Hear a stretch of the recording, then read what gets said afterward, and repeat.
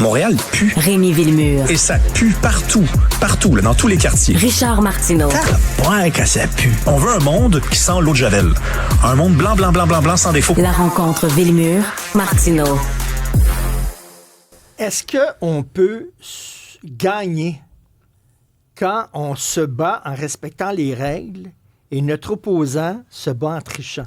Est-ce qu'on peut gagner? Je pense pas. Je joue au poker avec toi, là. Moi, je respecte les règles, puis je dis non, je m'en fais une fierté, je respecte les règles. Toi, tu triches, ben je vais tout le temps perdre. Oui, puis là, tu fais une comparaison. Donc, tu prends un jeu de société. Puis moi, j'ajouterais à ce jeu-là, par exemple, dans un cas où il y a une campagne référendaire, parce que c'est de ça dont on parle, l'instinct de survie, des gros enjeux comme l'intégrité territoriale d'un pays. Donc, je pense que quand c'est ça l'enjeu, et que finalement, il y en a un des deux qui triche, il fait pas juste tricher, il est prêt à tout. C'est pas pareil. Non, c'est pas pareil. C'est un autre niveau de volonté, de désir de l'emporter. Il y en a encore ce matin dans les pages de la presse une preuve, donc, que le camp du non était prêt à aller à vraiment n'importe où. En 1995, Tony Manera, président de Radio-Canada, a reçu des consignes d'un ministre de l'équipe de Jean Chrétien. Et il a confirmé ce matin au micro de Benoît Dutrisac, c'était vers midi, que Jean Chrétien était derrière ça. Là. C'était pas juste cet homme-là en question, Michel Dupuis, c'était aussi Jean Chrétien en arrière. Et là, c'est toujours la même affaire. Arrêtez de couvrir le camp du oui trop. Là. C'est presque ça. C'est ça, en fait. C'est ça. Oui, c'est ça. Et Tony Manera, un peu comme Sergio Marchi, un peu avant le temps des fêtes, hein. Moi, d'après moi, les Italiens qui arrivent à la fin de leur vie, ils veulent rencontrer Saint-Pierre et être propre. Là, je pense que c'est ça. La maman les attend en haut. Non, ben, ça en fait deux, là. Et c'est toujours un peu la même affaire, Richard. C'est ça qui me désole, c'est la surprise dans le camp du souverainisme. Or, ils ont fait ça, ils sont pas propres, ils sont pas gentils.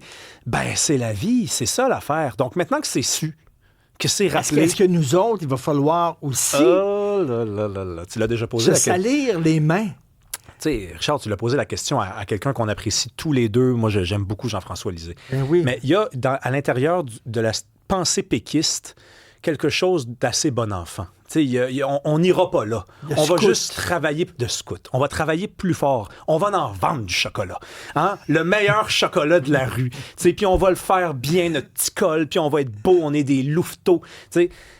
Malheureusement, eux autres, de l'autre côté, ils vont pas changer. Écoute, Jean Chrétien l'a dit. Là, on n'a même pas reconnu le référendum. C'est quand même grave, là. T'as quelqu'un qui te dit ça en pleine face. Donc, qu'est-ce que tu fais? Hein? Premièrement, tu retournes à la table à dessin et t'ajoutes autre chose que ce qui est dans la catégorie légitime, j'allais dire légale. En tout cas, c'est les règles, ce sont ces règles-là. On les a dans notre face. Tu sais, comme les péquistes, il faut qu'ils soient plus blancs que blancs, puis il faut qu'ils soient purs, puis les indépendantistes qui respectent les règles et tout ça. L'autre côté peut faire ce qu'ils veulent. On a la preuve. On a la preuve. Et est-ce qu'on peut les blâmer, Richard? J'ai commencé en te disant, c'est pas du poker, c'est pas du Monopoly. OK, c'est pas serpent et échelle, là. C'est on protège un pays. T'es fédéraliste, tu t'engages dans une campagne référendaire pour le non. Ben, tu te dis, moi, là, c'est pas compliqué. Si le Québec s'en va, là, il va falloir qu'on construise un pont entre l'Ontario et le Nouveau-Brunswick, là. Bon, ben, à la prochaine campagne référendaire, là, ça veut dire qu'il va falloir donner des coups de pied d'un gosse?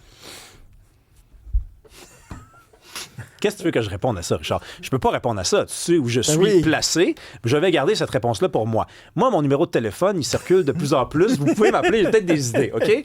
Mais c'est sûr, je réponds pas à ça en ondes. D'accord? OK. Plus léger, tiens, un sujet plus léger. Est-ce que vous avez élevé un être narcissique? Écoute, toi, t'as 3 enfants? Oui. Moi, j'en ai pas. Donc, j'ai pas de leçon à donner à personne. Je vais juste vérifier des petites affaires avec toi. T'en as élevé 3. J'en connais un des 3. Très bon enfant. Je pense que c'est réussi. Dans le reportage de la BBC, où on apprend aux parents que plus vous complimentez votre enfant, dès le plus jeune âge, c'est beau ce que tu as fait, c'est le plus beau château de sable que j'ai jamais vu de ma vie. Ah, ton dessin est magnifique. Tiens, je vais l'exposer. Je vais le coller sur le frigidaire. Il est tellement beau, ton dessin. Bon, tu as eu 60 à l'examen, c'est correct. Tu avais eu 58 la dernière fois. Bon, ça, normalement, là, on pense que ça fait en sorte que l'enfant grandit avec une meilleure estime de lui, il devient confiant, il est souriant, il est bien, mais il y a un piège. Des fois, c'est que à force d'avoir vu des gens autour de toi, tes parents en l'occurrence, récompenser quelque chose qui ne méritait pas d'être récompensé, des gens embellir des affaires, dire que des choses étaient formidables alors qu'elles ne l'étaient pas, mais c'est que ta personne devient le lieu principal, non pas de ta vie, parce que c'est normal, mais de la vie. Tu deviens narcissique. Moi aussi, j'en parle pas. Tu me poses la question, est-ce que c'est comme ça avec mes enfants? Moi, je vais dire ce que tu as dit tantôt. Je réponds pas à cette question-là. Les Américains, ils ont un 5e amendement dans la Constitution. Ils disent souvent « I plead the fifth ». I plead the fifth.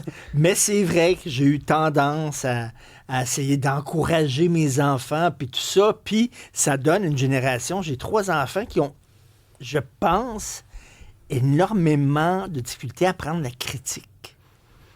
Elle dit, je suis pas d'accord avec toi, ou je trouve que... parce qu'à force de se faire dire tout est fantastique, tout ce que tu dis est fantastique, puis tout ça, effectivement, on les aide pas, finalement, en faisant ça. Après, on dit ça, puis il faudrait pas que des gens nous écoutent, là, ceux qui, par exemple, s'apprêtent à être parents, se disent « Ah, OK, parfait, c'est décidé, je m'en vais dans l'autre sens complètement. » Puis là, tes enfants viennent quêter pour des compliments alors qu'ils en méritent. Non, il y a un mais juste tu peux dire à milieu. ton enfant, ce dessin-là, je suis capable, je sais que tu es capable de mieux que ça. Tu en as déjà fait des plus beaux. Celui-là, il est comme moins beau.